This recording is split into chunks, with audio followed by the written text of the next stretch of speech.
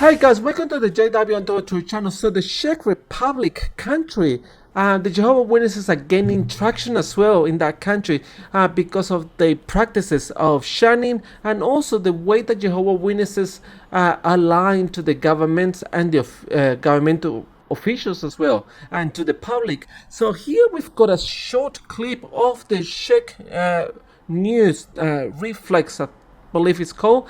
This is being translated from the Czech language into the English. So let's have a look what we can learn from this short clip, which is well made. So let's have a look.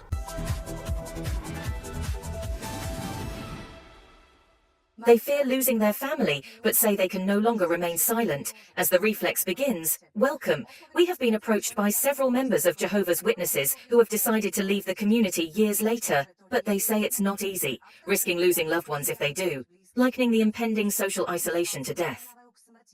The community of Jehovah's Witnesses denies the forced ban on contact with the departed. However, the videos we have obtained say otherwise. The young man claimed that he wanted to leave the community, but it was not easy. This would put my parents under very great psychological pressure. They have a doctrine where excommunicated members are essentially isolated from that community. No one in that community can contact, talk to, or even greet excluded members.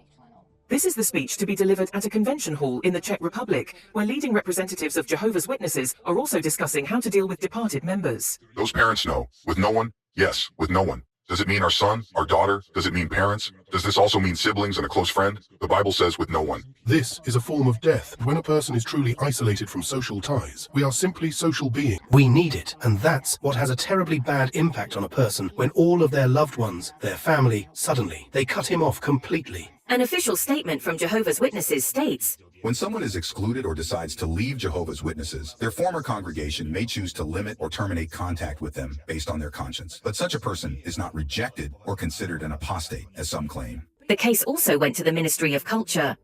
And I can confirm that after the report was broadcast, we received several comments that actually responded to what was aired. I would divide them into critical and supportive. Those critical of the community confirmed what was broadcast in the full report regarding the practice of social isolation. I'm just imagining that if I were a child and I knew my parent was threatening me, saying, if you don't come with us to this social event, you cannot live with us. I will have to leave home if I do not want to change my way of life. He said I was a bad influence on my younger brother and sister. The child associates having a good relationship with the parents with the fact that they have to stay in this organization, which I think is very bad for a young person's development. Do not socialize with anyone, with no one. And that's hard. That's hard in that situation when someone is close. It may be a parent, or it may be a child. Once again, we reached out to Jehovah's Witnesses. We asked why, in their statements, they claim that witnesses are not forbidden from meeting with departed members, but the videos in our possession say the opposite. This is what they said. The apparent discrepancy between our written opinion and the video can be explained. Within religious beliefs and practices, Jehovah's Witnesses teach that the Bible encourages limiting or cutting off contact with individuals who have been excluded or have renounced their faith. However, individual believers decide for themselves how to apply this biblical teaching based on their conscience. Do I obey just because I have to, or do I think, mine? Or do I remind myself that this is what Jehovah wants for me? It is what Jehovah wants for that person. It is best for them and for us.